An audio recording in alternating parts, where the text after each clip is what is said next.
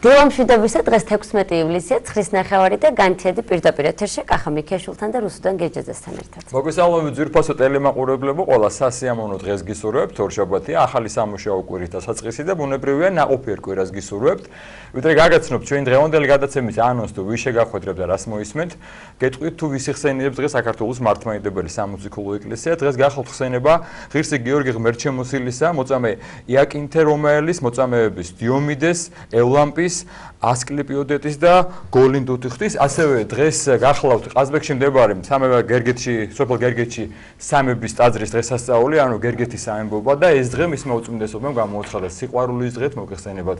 თავად სამებაა სიყვარული, ასე რომ ყველას გისურვებთ, რომ სიყვარულით გვეცხოვროს. რაც შეეხება დღევანდელ გადაცემას, ტრადიციულად მოწვარე იქნება პირველი სტუმარი, ამჯერად მობრძანდება წმინდა ბარბარეს სახელობის ტაძრის მღვდელმსახური დეკანოზი გურამ ჭარელაშვილი და ჩვენი სასაუბრო თემა იქნება ეკლესია და თანამედროვე ადამიანი.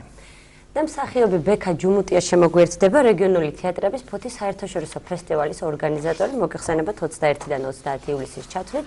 აღნიშნული ფესტივალი ფოთში უკვე მეოთხედ ტარდება, სწორედ ამ თემაზე ვისაუბრებთ.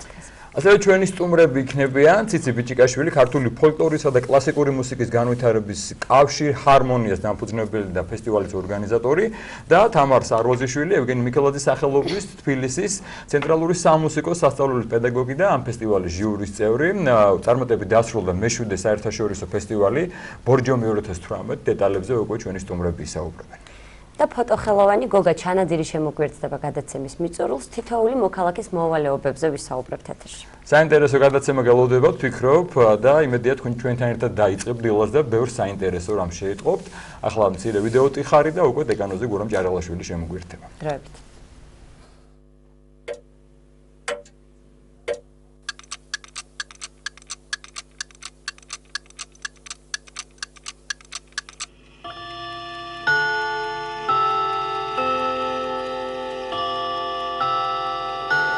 არის წარსული, აწმყო და მომავალი.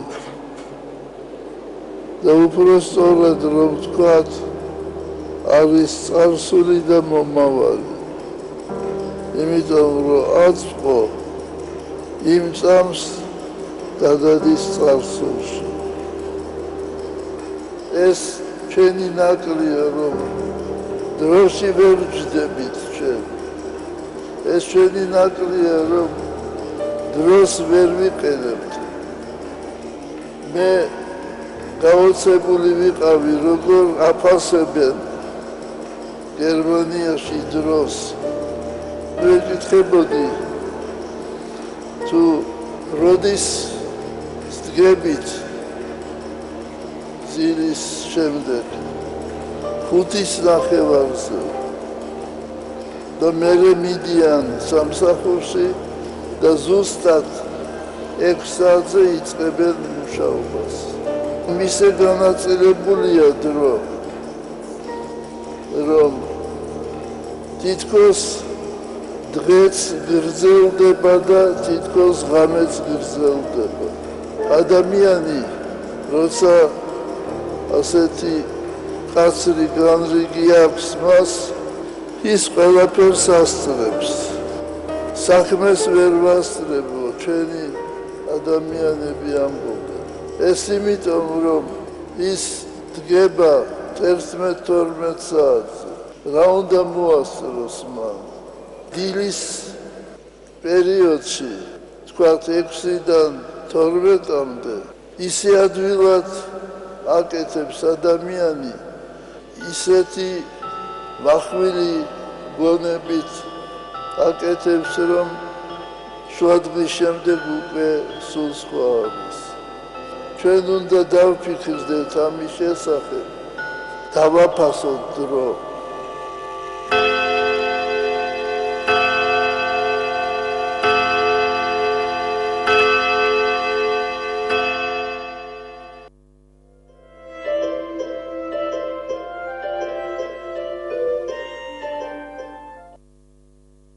გრძელდება ჩვენი გადაცემა ყოველას კიდევ ერთხელ სიამოვნებით მოგესალმებით თქვენ შეგახსენებთ რომ დილის გადაცემა განთიადს უყურებდა წარმოგვიდგენთ დღევანდელი გადაცემის პირველ სტუმარს სტუდიაში მოგბრძანდა წმინდა ბარბარეს სახელობით აზრის დოლოსახური დეკანოზი გურამ ჭარალაშვილი დილამშვიდობისა მამო გურამ დილამშვიდობისა მადლობა მოგბრძანებისათვის ძალიან საინტერესო აქტუალურ თემაზე უნდა ვისაუბროთ ეკლესია და თანამედროვე ადამიანი საერთოდ თანამედროვე ადამიანი რას ნიშნავს ამ კუთხით საინტერესოა განვიხილოთ თუმცა ალბათ მნიშვნელოვანია დღეს დავშოთ აქცენტები იმიტომ რომ მართლა არის დღეს ეს თითქოს რაღაცა არ ვიცი გაუცხოება არ ვიცი რაღაცა საუბარი გარკვეული საზოგადოების გარკვეული წევრებისა რომ აი ეკლესია თითქოს ჩამორჩა ეკლესია ვერ უწყობს თანამედროვე ადამიანის ფეხს უნდა შეიცვალოს უნდა მოხდეს მოდერნიზაცია და ეკლესია უნდა აუწყოს ფეხი და ასე ვთქვათ ცხოვრების სტილი თანამედროვე ადამიანს აი ამ კუთხით დავიწყოთ ჩვენი საუბარი და ბუნებრივია შემდგომ კითხვების გვექნება კი ბატონო კარგად აღნიშნეთ რომ რაღაც სიყვარულის დღე დაარქვა ხო უწმინდესმა და საინტერესოა და სიყვარულიც კიდე როგორ მრავლდება სწორი ურთიერთობით ადამიანისა ადამიანთან ადამიანისა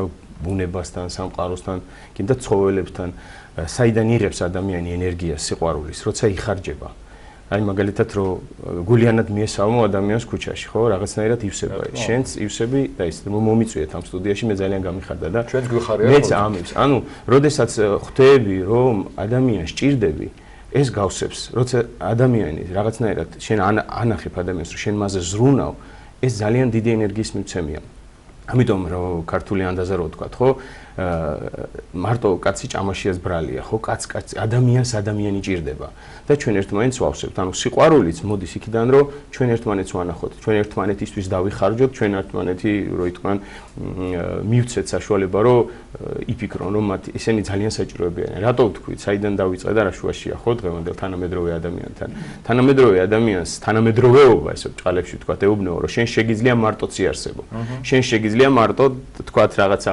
არ ვიცი კომპიუტერით მობილურით რობოტით ყველაფერმა შეგიცვალოს ადამიანი და შენ შეიძლება ბედნიერი იყო მაგრამ რეალურად ჩვენ ყველა ხვდებით ალბათ რომ ადამიანს ვერაფერი ვერ შეუცვლის აი ურთიერთობას ადამიანთან ურთიერთობას გარესამყაროსთან ბუნებასთან რატო არის რომ ჩვენი წინაპარი ყოველთვის მიწასთან შრომით ენერგიას აქეთ იღებდა შვილზე დახარჯვით, მოყვასზე დახარჯვით, მეზობელზე თუ სტუმარზე დახარჯვით ის ივსებოდა და მდიდრდებოდა.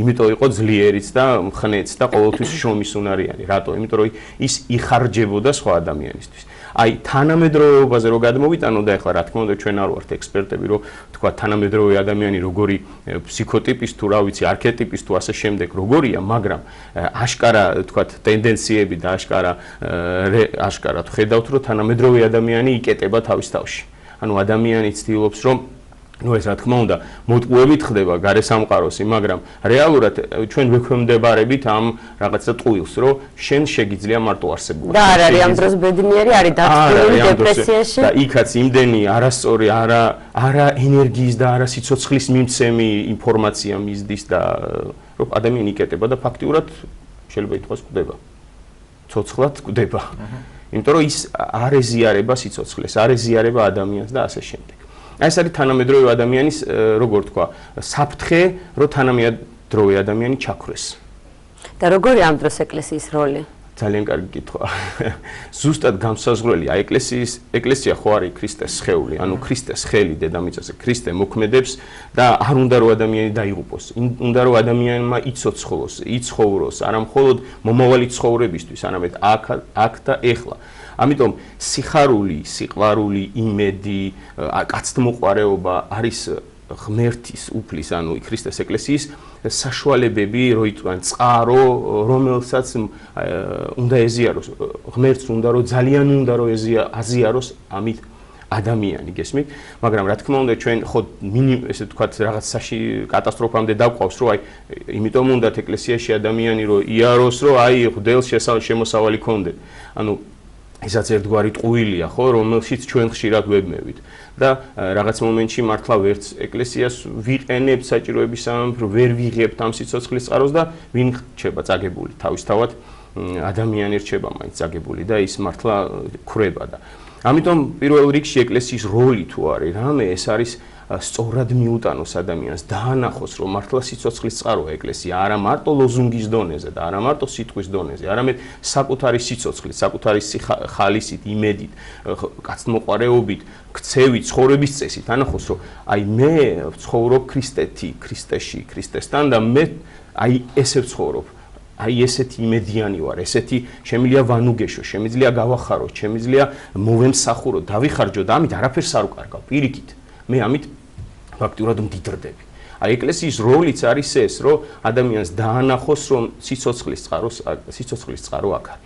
აი თუ გახსოვთ თქვენ იგავი, ну რა თქმა უნდა გახსოვთ ახლა უბრალოდ არის ესეთი იგავი, როდესაც იგავი კი არა, მომენტი სახარებაში, როდესაც უდაბნოში 5000 დაპურება 5000 ადამიანის დაპურება და იქ არის ესეთი მომენტი, როდესაც მაცხოვარი მიმართავს ანდრიას, რომ აი ანდრია მოვა და მოციქულები მოდიან და არ არისო, ჭამადიო, ამდენი ხალხიაო, როგორ დავაპუროთო, გაუშვათო სახლებშიო. მაცხოვარი ეუბნეო, რომ თქვენ მიეწითო ჭამადიო და ანდრია როგორ მივცეთ, მოიძიებენ 2 თევზი, 5 პური, არაფერი არ აქვს. და ეს არის პირდაპირი მესიჯი, პირდაპირი გზავნილი, ესე ვთქვათ, მომავალი ეკლესიის სადმი, რომ ჩვენ უნდა დავაპუროთ შემდგომ, როდემდე ვიყავ თქვენთან. თქვენ უნდა მისცეთ ჭამადი და რა თქმა უნდა, ხო, ვიცით, რომ ჭამადი არ არის მარტო ფიზიკური, ჩვენ ხო არ გვავალებს ღმერთი, რომ ფიზიკურად ვინმე შევინახოთ, მაგრამ იმედი, სიხარული, ცხოვრების რაღაცა ძალა, აუცილებლად ეკლესიამ უნდა მისცეს ადამიანს. სასულიერო პირმა უნდა მისცეს ადამიანს. და აქ არის ერთი ყველაზე დიდი პრობლემა, რომ დღეს თანამედროვე ადამიანს სხვანაირი კატეგორიები, სხვანაირი საუბრის ენა, სხვანაირი შინაგანი, გაგების რაღაც კრიტერიუმები აქვს. რომელთან მიწოდებაც ამ ყველაფრის ძალიან რთულია. ანუ რომ გააგებინო ადამიანს ეს ყველაფერი, რაზეც აი სიცოცხლე გიჭირავს, იმედი გიჭირავს, სიყვარული გიჭირავს, მაგრამ თანამედროვე ადამიანს ვერ აგებინებ ამას. ეს არის სერიოზული ამოცანა. და აი ეს გაიარეს მოციქულებმა, თავიდან ისინიც ვერ აძლევდნენ, მაგრამ ეს რო გაიარეს და გოლგოთა გაიარეს თვითონ, ამ ადამიანების ენა გაიგეს და ამ ადამიანებს, რა თქმა უნდა, მე მისცეს ის, რაც უნდა მიეცათ.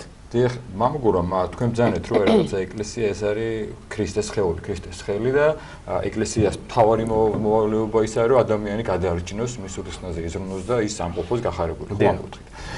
ბუნებრივია, როცა ეკლესიის მოვალეობა ასევეა, რომ ცუდზე თქვას ცუდი, კარგზე კარგი, ცოდვაზე თქვას ცუდო.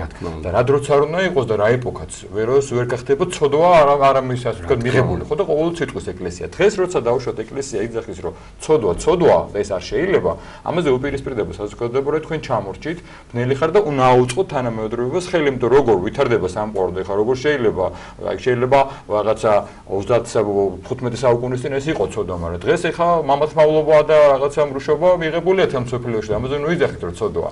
ამ კუთხით იცით რა, ამაზე ვსაუბრობ ზუსტად, რომ ამოცანა, რომ ადამიანს აუხსნა კარგი რა არის და ცუდი რა არის, აი ზუსტად ეს არის თანამედროვე გამოწვევა ეკლესიის. ამის თქმა არ კმარა.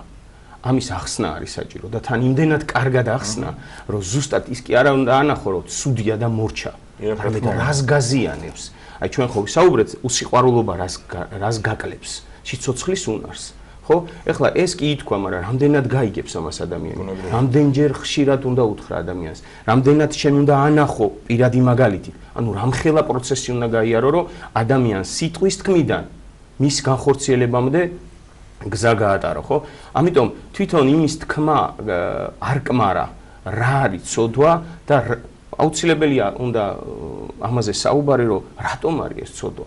რას გვაკლებს ეს? რას აი ცოდვა ხო რა არის? ცოდვა სიტყვა არის აცდენა. არასწორი, მოდი გავანებოთ ამ შემთხვევაში ქრისტეს ეკლესიას, აი სიცოცხლე არის აქ და ცოდვა არის სიცოცხლისგან გადახვევა.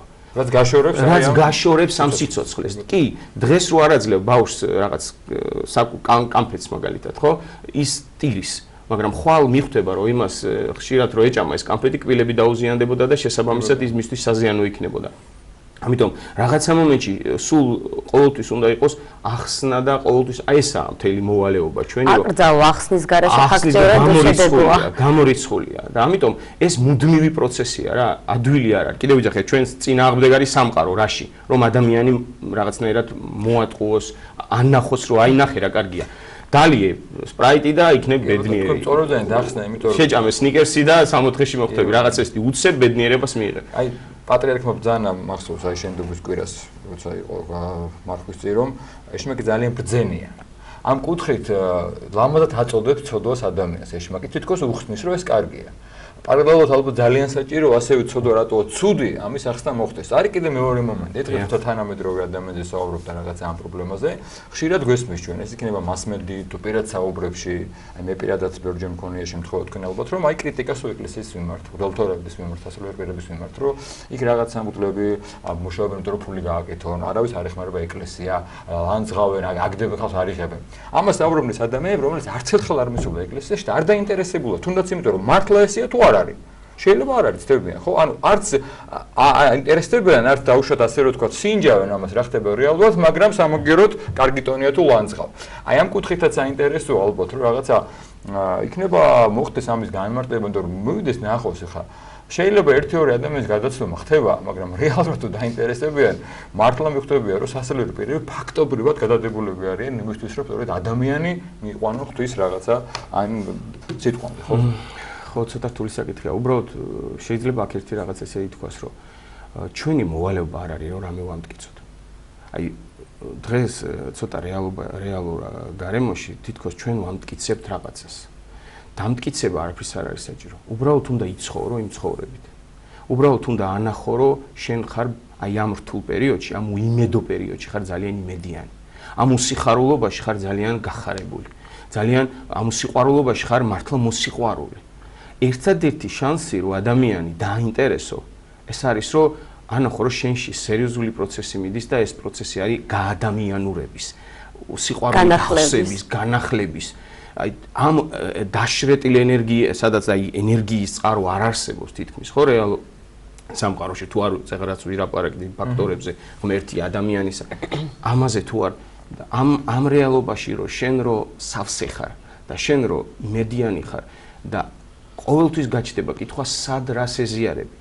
აი მე ვფიქრობ რომ წინა პერიოდში, როცა ეკლესიაში იყო დიდი ნაკადი ადამიანების, აი ზუსტად ამან შეუწყო, ამ მოვლენამ შეუწყო ხელი ამ ადამიანების მოვლას, რომ ეკლესიამ ადამიანებს დაანახა, რომ აქ მიმდინარეობდა სერიოზული პროცესი.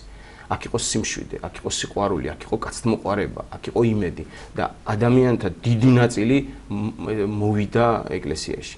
დღეს ცოტა როგორი რაღაცაა, იცი, რაღაცა სერიოზული პროცესები მიმდინარეობს, მაგრამ ეს პროცესი არ უნდა გაჩერდეს. ანუ აი მე ვფიქრობ, რომ აი ამ პროცესის გაჩაღება, აი ამ მოვლენის ჩვენ თავში, უკვე ჩვენ თავში გაჩაღება და აი ამ ცეცხლის, ამ ნაკვერცხლის ანთება არის ყველაზე დიდი მოვლენა, აი მის მაგივრად რომ ვიღაცას უმტკიცოთ, რომ იცი რა, შენ რო გონია ესე არ არის.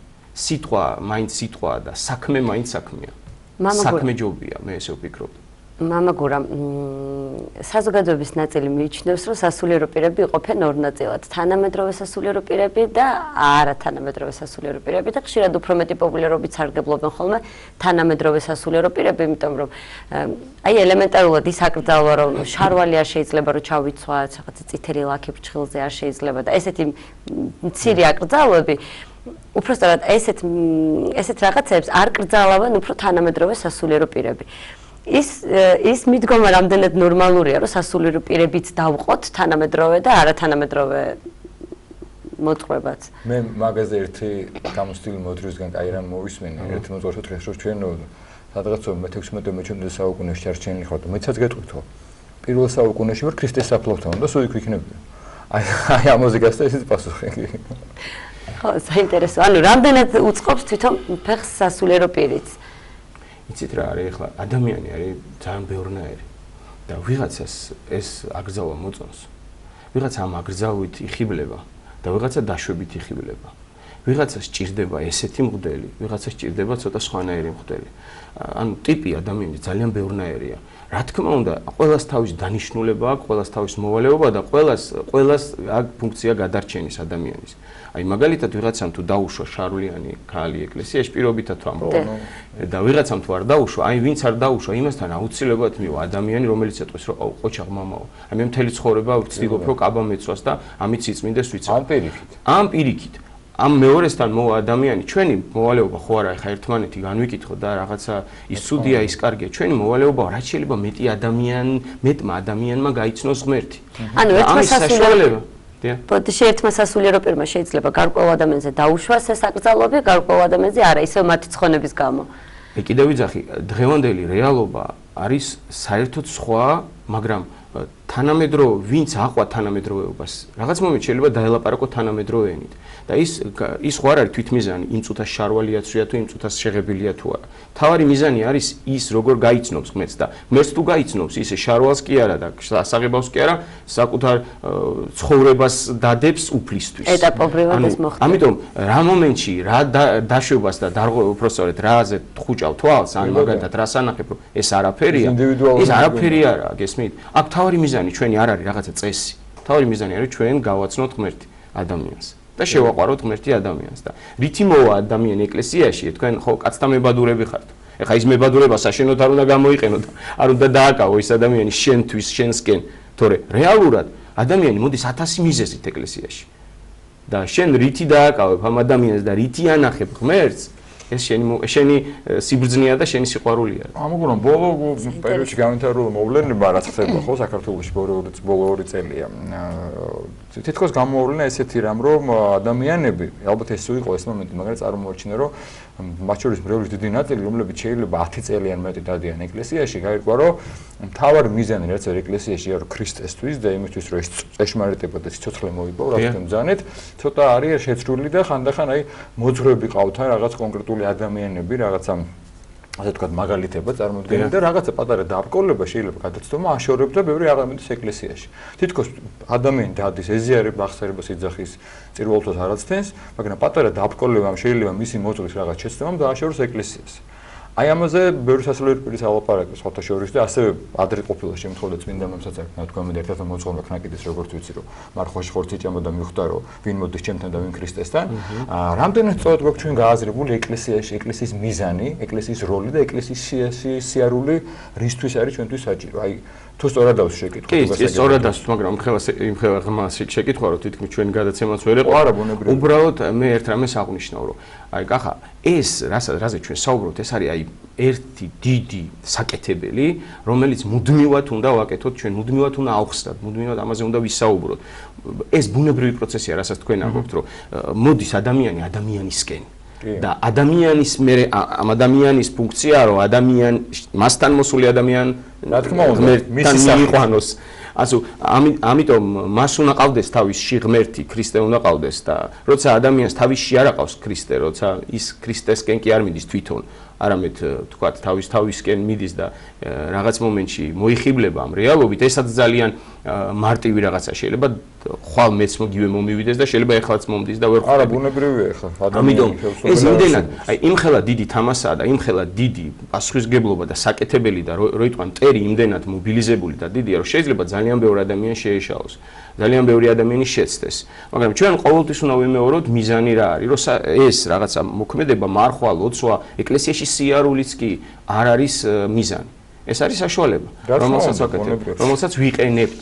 აი სწორედ ამ ფონზე რაც მე თქვი ის ბოლო პერიოდში განვითარებული მოვლენებმა ასევე რამდენიმე სასულიერო პირმა თქვა კიდეც და თითქოს ითქვა კიდეც რომ რაღაცა თითქოს ახალი მოვალეობაა დღეს ეკლესიის რომ უფრო მეტად გავიდეს ხალხში უფრო ესაუბრა თქვენ ბრძანეთ ხო რომ აჩვენეს რომ ეს არის დაუშვათ გადარჩენა და საქმეთ აჩვენოს მაგრამ იმ კუთხით თუ ნაწილი საზოგადოების აღარ მედის ეკლესიაში როგორ ფიქრობთ რა სხვა ასე ბერკეტები ან საშუალებები შეიძლება გამოიყენოს ეკლესიამ ამ შემთხვევაში სასულიერო პირებმა რომ ხალხს აჩვენოს რომ რა არის რეალობა რისთვის არის ეკლესია და იგი ეს საქმე დამტკიცოს მათ, არა მტკიცებით, არა ლოზუნგებით რომ მე რა კარგი ვარ. უბრალოდ რომ ვინც არ მოდის ეკლესიაში, რაღაცნაირად აჩვენოს რა, რისთვის არის ეკლესია და რამდენად საჭიროა მისთვის.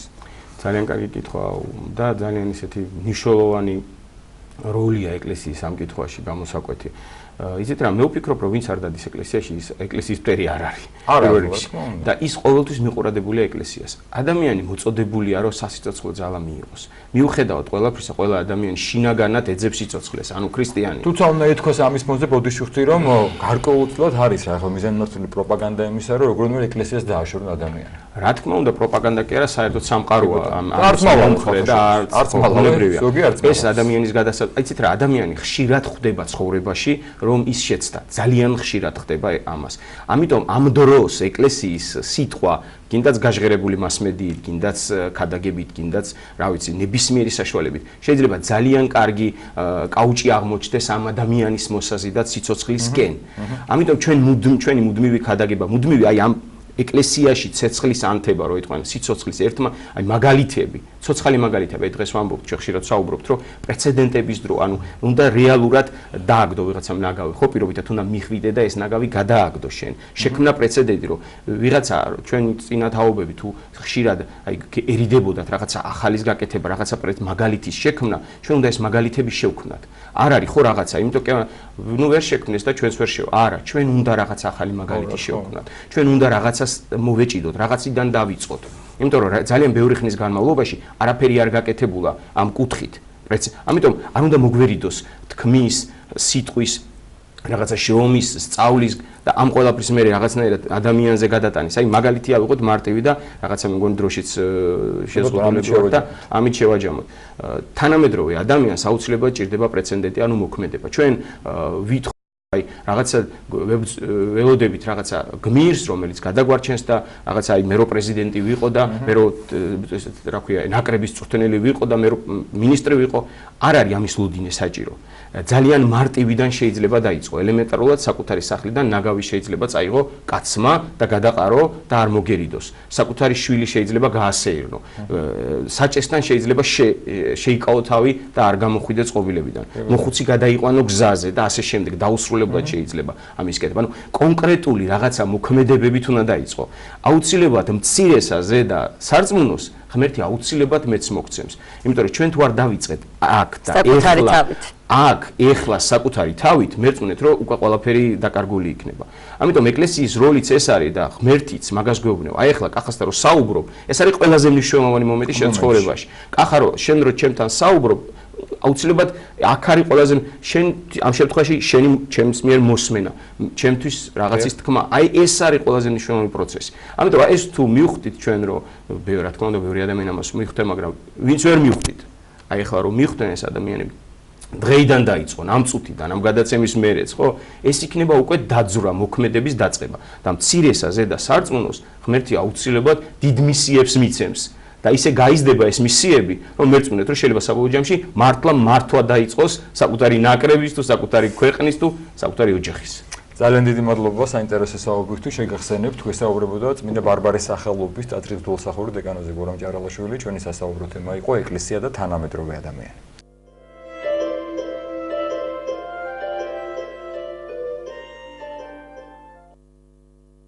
გრძელდება ჩვენი გადაცემა, ყოველას სიამოვნებით მოგესალმებით, საინტერესო თემები და სასიამოვნო თემების საუბარი გამოგდოთ. შემოგვიერთდნენ ჩვენი მომდევნო სტუმრები, ალბათონი ციცი ჭიკაშვილი, ქართული ფოლკლორისა და კლასიკური მუსიკის განვითარების კავშირი ჰარმონიის დამფუძნებელი და ფესტივალის ორგანიზატორი, რომელ ფესტივალის ვისაუბრებთ ჩვენ და ასევე ალბათონი თამარ სარვოზიშვილი, ევგენი მიქელაძის სახელობის თბილისის ცენტრალური სამუსიკო სასწავლებლის პედაგოგი, ფესტივალის ჟიურის წევრი. გეტყვით რომ წარმატებით დასრულდა კლასიკური მუსიკის ახალგაზრდა მუსიკოს შემსრულებელთა მერვე საერთაშორისო ფესტივალი, მეშვიდე ბოდიშურტის საერთაშორისო ფესტივალი ბორჯომი 2018 და 7 გავერთიანი. გაიგულისხმება ამ წარმატებაში, საინტერესოა როგორი იყო. ფესტივალი ახლა როგორც თქვენ აღნიშნეთ, მე-7 წელია ჩატარდა. თავდაპირველად პირველი ფესტივალი იყო ეროვნული და მხოლოდ მოიცავდა საქართველოს თითქმის ყველა კუთხიდან მონაწილეები ყავდა. მე მეორე წელს უკვე რამოდენიმე ქვეყანა, ორი ქვეყანა დაგვემატა და წელს აიჩვეს და გასაოცრად 9 ქვეყანა ღებულობდა უკვე მონაწილეობას და ამით არის აღსანიშნავი, რომ მონაწილეების რაოდენობა ბევრი იყო. აბსოლუტურად თითქმის ყველა საკრავს მოიცავდა, ყველა განყოფილებას ეს ფესტივალი და კიდევ იმით არის აღსანიშნავი, რომ ჩვენთან ყოველთვის იყო მაინც სკოლის მოსწავლეები შემოიფარგლებოდა ეს ფესტივალი და წელს ჩემს და გასაოცრად 30 მონაწილე ღებულობდა უკვე კონსერვატორიის და უმაღლესი სასწავლებლებიდან ბავშვები და ზუსტად აი ამ ზედა კატეგორიაში იყო 9 ქვეყნიდან მონაწილეები. გარდა იმისა, რომ რამოდენიმე იყო დაბალ კატეგორიაში, მაგრამ აი ეს კონსერვატორიის სტუდენტები და უმაღლესი სასწავლებლებიდან 9 ქვეყანას მოიცავდა. ძალიან საინტერესო პროგრამები იყო. მინდა აღვნიშნო, რომ სომხეთიდან იყო ძალიან დიდი რაოდენობა ჩამოსული მონაწილეების და იცით აი სომხეთში და აზერბაიჯანში ძალიან დიდ ყურადღებას აქცევენ ხალხურ ინსტრუმენტებს, რომლებიც აი აყვანილია უკვე კლასიკურ დონემდე. და აი საოცრად ასრულებენ კლასიკურ მუსიკებს, ნაწარმოებებს ამ ინსტრუმენტებზე და აი ორი მონაწილე იყო ჩამოსული, არის ესეთი კანონი ქვია ინსტრუმენტს, აი ესენი იყვნენ ჩამოსულები და ძალიან საინტერესო პროგრამა შემოგთავაზეს. საინტერესო იყო კიდე იმ მხრივ, რომ ჩვენ საერთოდ მე გარდა იმისა, რომ ბორჯომის ფესტივალს ვატარებ, მაგრამ ასეთ ჩემი ორგანიზაცია ატარებს ასევე სხვადასხვა ქვეყნებში და საქართველოშიც კონკურსებს და ფესტივალებს კიდე.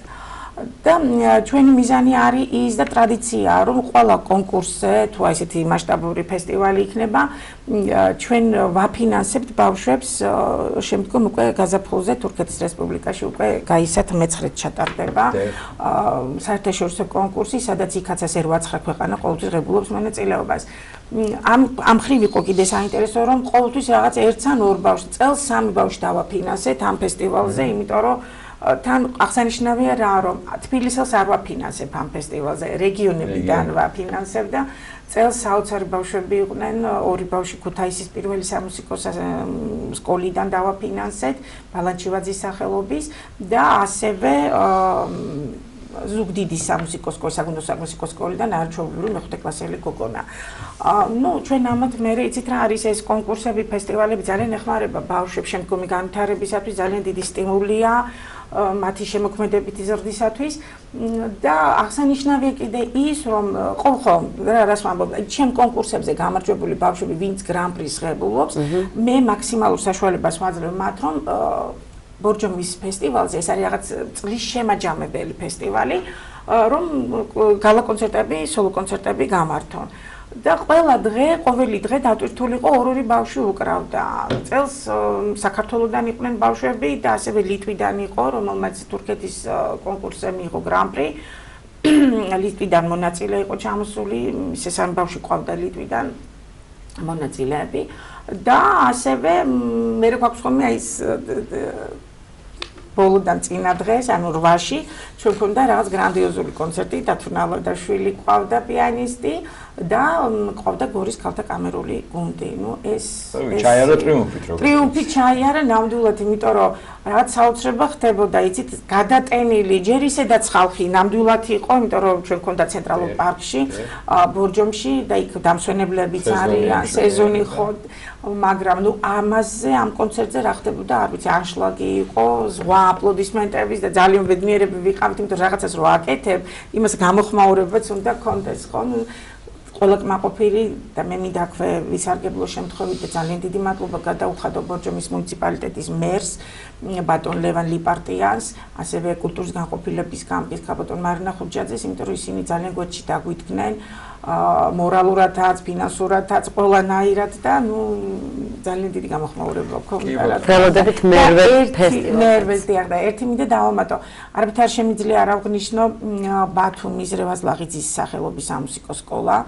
ქალბატონი ნატალია ორაგველიძე მისი დირექტორი, იმიტომ რომ რაღაც სასწაული ხდება ხოლმე ბათუმი მოდის ძალიან დიდი რაოდენობით, ძალიან მრავალფეროვანი პროგრამებით და შემსრულებლებით იქ არიან როგორც ინდივიდუალური სოლისტები, შემსრულებლები, ასევე ბენდი ჩამოდის, ბავშვების ბენდი და ღიაცის ქვეშ კონცერტს მართავენ. მათ ყავთ არაჩვეულებრივი გუნდი, ქალბატონი მაგდა მათითაიშვილის ხელმძღვანელობით, გოგონათა გუნდი, ეს საოცრება ხდება და ხდება ისე რომ ვითომ ორი ნომრით გამოვიდა, ყოველ წელი და რაღაც სოლო კონცერტები გამოდით და რა ვიცი ძალიან ბატონ თამარ, თქვენ ჟიურის წევრები ბრძანდებოდით, ასე გამოცდილი პედაგოგი ხართ, როგორ შეაფასეთ საერთოდ ამ ფესტივალს, წელეონილ ფესტივალს და ბუნებრივია უნდა კითხოთ აუცილებლად თქვენი ახსასდელები ან თქვენი ნამუწაფარები ხო არ იღებდნენ მონაწილეობას? დიახ, მოგახსენებთ, საქმე იმაშია, რომ მე ამ არაჩვეულებრივი და მინდა ვთქვა, რომ წარმატებულ ორგანიზაციასთან უკვე მრავალი წელია თანამშრომლობ, მე ვარ სოლო სიმღერის კათედრის წევრი კონსერვატორიაში და ევგენი მიქელაძის სახელობის სასწავლებელში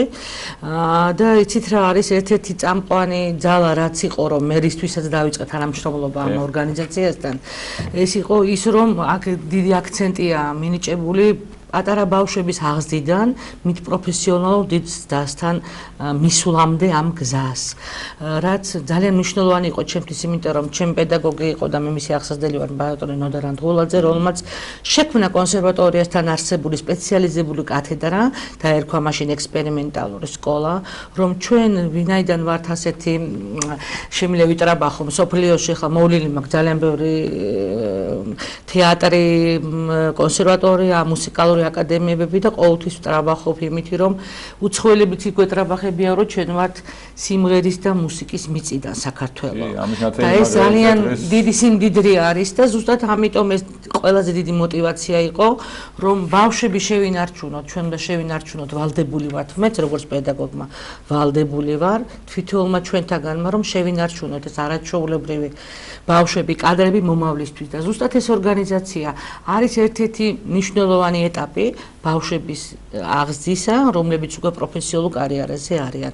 მე მინდა ვთქვა, რომ ჩემი ძალიან ბევრი რასაკვირველი არის მოსწავლე ღებულობდა მონაწილეობას სხვადასხვა ამ ორგანიზაციის ჩამოყალიბებულ ფესტივალებში და კონკურსებში არიან ბევრი ლაურეატები და შემდგომში უკვე ისინი წარმატებული კონსერვატორიის სტუდენტები გახლავან, სხვადასხვა საერთაშორისო კონკურსების ლაურეატი და ეს გზა რომ არ იყოს, ძალიან ეხმარება მათ პროფესიონალურ ზრდაში. ძალიან მნიშვნელოვანი ეს. მე რასაკვირველია წელს რომ წავედი ბორჯომის ფესტივალზე წინა დღეს მორჩა კონსერვატორიაში გამოცდები, მაგრამ დაუზარელა დაუშრელა, მაინც წავედი, იმიტომ რომ ისეთი ახალგაზრდობა ჩამოვიდა საქართველოდანაც და საზღვარეთიდანაც ძალიან ბევრი იყო პატარა თაობიდან დაწყებული უკვე დასრულ მომღერლებამდე ჩამოსული 25-26 წლის ასაკის იყვნენ უკვე მაღალი კატეგორიის მონაწილეები და ფესტივალმა სახე შეიცვალა ფაქტიურად. ძალიან თითქოს არის ვითარდება და ამითი საინტერესოა წლევანდელი ფინალი ფესტივალის და გალა კონცერტი ზუსტად ეს იყო რომ ფესტივალი ვითარდება, წინ მიდის და სახეცვლა აქვს უკეთესობისკენ კიდევ თვითონ გიჩვენებს სიტუაცია და ქალბატონ ციცის რომ კიდევ ახალი ეს რესურსები როგორ შეგვიძლია გამოვიყენოთ. დიდი მადლობა ქალბატონ ციცი, რატომ შეირჩა ბორჯომი ფესტივალის სახელად? აი თითრა შეასაქმე დედა არის ბორჯომიდან. ხო და რაღაცა ძალიან ახლოს ვარ ამ ქალაქთან. ყველასთვის საყვარელი ქალაქი, რაღაცა პატარა, ძალიან ისეთი კომპაქტური და ბორჯომში არასდროს არ ტარდებოდა ხოლმე მსგავსი რაღაცეები და ნუ აი გადავწყვიტე რომ გავეკეთებინა ბორჯომში, თუმცა ახლა სხვა რაღაცებიც ტარდება იქ, მაგრამ ნუ პირველები ჩვენ ამ კუთხის პოპულარიზაციისთვის რა თქმა უნდა და მე ძალიან ბედნიერი ვარ რომ აი ესე განვითარდა ეს ჩვენი ფესტივალი და უკვე ძალიან დიდი ყურადღების ცენტრშია სამომავლოდ ვფიქრობთ რომ უკვე იმიტომ რომ მოთხოვნა არის აი ამ რეგიონებიდან ჩამოსული სტუმრებიდან უცხოელებიდან რომ კონკურსის სახე მივცეთ, კონკურსი ფესტივალის სახე რომ მივცეთ და აი უკვე ქონდა ბატონ ამაზე ვმუშაობთ ხოლმე ახლა სანამ წამოვიდოდი ბორჯომიდან ბატონ მერს შევხვდი მე და ამ საკითხზე ვისაუბრე და აღმითქვეს რომ რაღაცნაირად დაგვეხმარებია. რამდენადაც ვიცი პარალელურად თავშოთ ამ ფესტივალისა თითქმის ყოველ დღე ყოველ შემთხვევაში სიძისიხსით ყოფილი ასე ვთქვათ მონაწილეების კონცერტები იმართებოდა ხო? აი მაგი გითხარით ზუსტად ხო? აი ჩვენთან ის ბავშვები რომლებიც გრან-პრის ღებულობენ ხა მე მინდა გითხრათ რომ მე აზერბაიჯანშიც ერთობლივად ვაკეთებთ ბაქოში კონკურსს აზერბაიჯანის კულტურის სამინისტროსა და კარაკარების სახელობის ცენტრალური ხელოვნების სასწავლებელთან ერთად, სომხეთში სარიანის სახელობის ხელოვნების სკოლასთან ერთად, ეხლა ჩვენ ლიტვაში გვიწევს წასვლა ოქტომბერში, ლიტვასთან ძალიან დიდი მეგობრობა გვაქვს, იმიტომ რომ ჟიურის თავმჯდომარე ყოველთვის ქალბატონი ვერონიკა ვიტაიტე ლიტვიდან გახლავთ და საკმაოდ ცნობილი პიროვნება. იქ და სადაც კი მივდივარ და სადაც კი რამე ვაკეთებ, გაგიკვირდებათ და იქაურ ბავშვებს ვფინანსებ, იმიტომ რომ აი თურქეთში იყოს დონე, მაღალი დონე შემსრულებლების. და რა თქმა უნდა, ახლა ის ხებიც მოდიან, მაგრამ აი ბირთვი უკვე არის მართლა მაღალი დონის შემსრულებლები. არ აქვს ამას მნიშვნელობა ის საფორტეპიანო იქნება, საორკესტრო, ჩასაბერი, ამას არ აქვს მნიშვნელობა და აი ზუსტად აი სომხეთში, აზერბაიჯანში, აი სადაც კი ვაკეთებთ და იქ გრან-პრის ბავშვები ღებულობენ, იმ ბავშვებს ჩამოყავთ და იმ ბავშვებს ხო, ისინი აკეთებენ შემდგომ როგორია ხოლმე მათი შტაბ-შტილები? ой, სასწაული, სექტემბერი როგორც კი იწყება რეკვა, რომ ბორჯომი ხო იქნება ნამდვილად და ეს, ნუ და ძალიან ბედნიერი ვარ, იცით, რომ რაღაცას რო აკეთებ, ვიღაცა რო ხედავს ამას და მართლა მათთვის კეთდება ეს ყველაფერი, მართლა ძალიან ბედნიერი ვარ ამითი და ერთი მინდა კიდევ თქვა, რომ აი ზუსტად 8 რიცხვში, როდესაც დათუნას და თეოს კონცერტი იყო, მე მინდა კიდე დავამატო პატარა ის წვლილი, ერთი პატარა ამბავი, რომ რაღაც პატარა წვლილი მიმიძღვის ორივეს მუსიკალური განათლებაში, იმიტომ რომ საწყისი ეტაპი ჩემთან და თეომ 7 კლასი ჩემთან დაამთავრა და ძალიან ბედნიერი ვარ, რომ აი ესეთი წარმატებულები არიან. აი ზუსტად მათი კონცერტის შემდგომ ჩვენ ტრადიცია გვაქვს უკვე, რომ ფესტივალში მონაწილე ბავშვებისგან ვაკეთებთ ფლეშმობს. პარკში რო დაღამდება და აი ამ ფლეშმობის მერე არის ფეიერვერკები და არის ფეიერვერკის შემდეგი ძალიან ისეთი ცეკვა იყო და აქტიურობა და თურმე მეც მიცეკვია და თურმე დაფიქსირებული ვარ. იმდენად რო ადგასონა. ხო, არა იცით აი არაჩვეულებრივი ამის 12 საათამდე პირველ საათამდე აი მთელი ბორჯომი შემიძლია ვთქვა რომ არის ცენტრალურ პარკში. დაკვრა მაინც ვიცოდიან სიმღერა. ბედნიერება, როდესაც ამდენი პოზიტივი ერთად მოდის და მასებს გადაედებათ უკვე. მთელი წელს მოგეხსენებათ, რომ ბორჯომში ძალიან ბევრი არის ტურისტი ჩამოსული.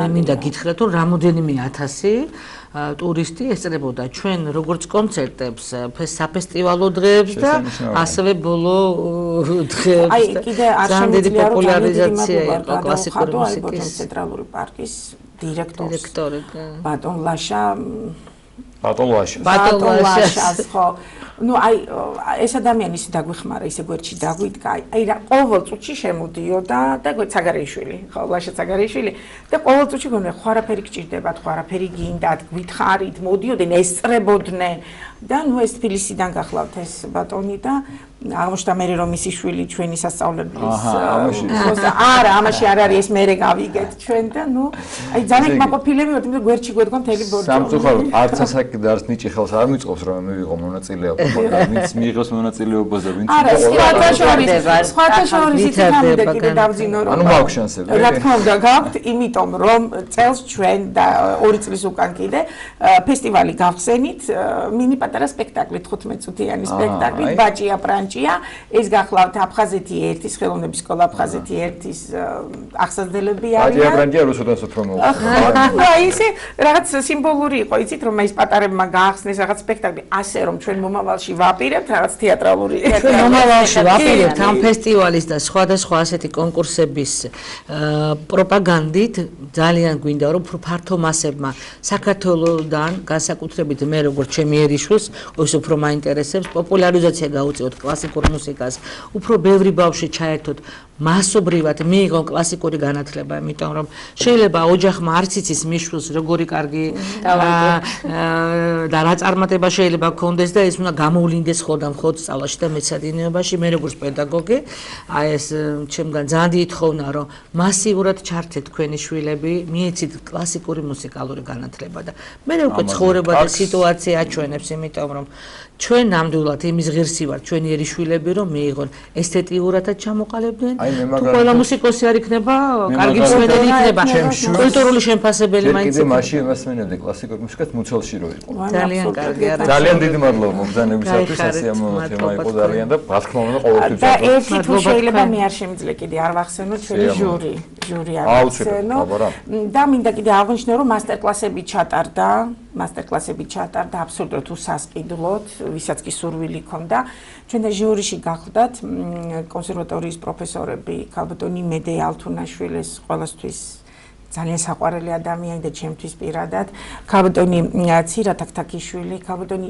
ირინა იაშვილი იცით თქვენ მე ვიოლინე არაჩვეულებრივი ადამიანი ბატონი ლერი ჭეჭელაშვილი კონსერვატორიიდან მოწვეული გახლდათ თურქეთიდან რაუφ მუსაევი ჩასაბერი საკრავები და ქალბატონი თამარ სარვაზიშვილი ვოკალი მოგეთ აბსოლუტურად ყველა განხრით ყავდა ჩვენ ჟიური და ეს კიდევ ერთი ძალიან ჩემთვის საამაყოა რომ მართლა მასტერკლასები ვისაც კი სურვილი ქონდა ვინმესთან რჩევები თუ მის ყველა აბსოლუტურად ყველა მოსასყიდლო და ყველაზე მთავარი გუნდიც და დათუნაც ორივე იყო უსასყიდლოდ, აი ესე ყველგარი ანგარების გარეშე და ესეც ძალიან დიდი პლუსია. უსასყიდლოდ მზად ვარ ნებისმიერ დროს გავაშორდა.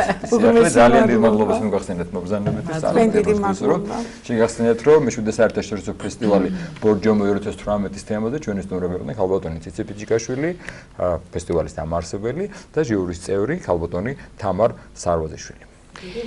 და ეროვნულ ბიბლიოთეკაში ვაჟა-ფშაველა სამკითხველო დარბაზი გაიხსნა და მთვალიერებელს და მკითხველს შესაძლებლობა ექნება ბუმბერაზი მწერლის საარქივო მასალას უფრო ახლოს გაეცნოს, უფრო დაწვრილებით ქეთი ვაშაკიძე ამბობთ. საქართველოს ეროვნულ ბიბლიოთეკაში ვაჟა-ფშაველას სახელობის სამკითხველო დარბაზი და ახალი სარეგისტრაციო სივრცე გაიხსნა. მისი შექმნა სამშენებლო კომპანია M-კვადრატმა დააფინანსა. დარბაზი ეროვნული ბიბლიოთეკის დირექტორმა გიორგი კეკელიძემ საზეიმოდ გახსნა და დამსწრე საზოგადოებას აღნიშნული სივრცის მნიშვნელობისა და ფუნქციის შესახებ ესაუბრა. სამკითხველოში წარმოდგენილია ვაჟა-ფშაველას მობების უიშვიათესი ავტორის სიცოცხლეშივე გამოცემული წიგნები და მისი ხელნაწერები. წარმოდგენილი მასალა დარბაზს მუზეუმის ფუნქციასაც ანიჭებს. მე ვფიქრობ, რომ ვაჟა-ფშაველას დარბაზის გახსნა არათუ სასურველი, არამედ აუცილებელი ამბავია, მით უმეტეს დამოუკიდებლობის სივრცის კონტექსტში. ეს იყო ავტორი, რომელსაც ყველაზე უკეთეს მოდა თავისუფლების პასი და მე დარწმუნებული ვარ, რომ აი ამ სამკითხველოში არაერთი ახალგაზრდა იურისტს ყოველდღიურად. ამ სივრცეში იქნება მოწყობილი სამკითხველო და ერთგვარი მუზეუმიც, წარმოდგენილი იქნება ვაჟა-ფშაველას ნაწარმოებების უნიკალური გამოცემები, ამავე დროს მისი ხელნაწერები, უნიკალური ფოტომასალა და მოხარული ვართ, რომ ჩვენ თანამემამულეებს მიეცემათ იმის საშუალება, რომ ისარგებლონ ამ სამკითხველო დარბაზით. ჩვენ კიდევ ერთხელ დაგვაფიქრა დღევანდელმა დღემ, ვინ არის ჩვენთვის ვაჟა-ფშაველა. და ეს არის ადამიანი, წეღანაც თქვი ესა, რომელიც იდუმალიც არის და თანამედროვეც არის ძალიან. იდუმალია, იმიტომ რომ თითქოს მივიწყებული ცოდნა ცოცხლდება მის ხელში ჩვენთვის და მისი ყოველი წაკითხვა არის შეხება დიად წარსულთან, მნიშვნელოვან წარსულთან და მეორე მხრივ ეს არის ადამიანი, რომელიც ჩვენ გვეუბნება, როგორ უნდა შევხედოთ მომავალს. სამკითხველო დარბაზში გამოფენილია მწერლის სიცოცხლეში დაბეჭდილი უნიკალური გამოცემები, მისი პორტრეტები და პოეტის ეროვნული ბიბლიოთეკის ფონდში დაცული ხელნაწერები. წიგნსაცავის ვიზიტორები მყუდრო და კომფორტულ გარემოში შეძლებენ კითხვას და მათ ცნობა ექნებათ უდიდესი შემოქმედის უიშვიათეს გამოცემებზე.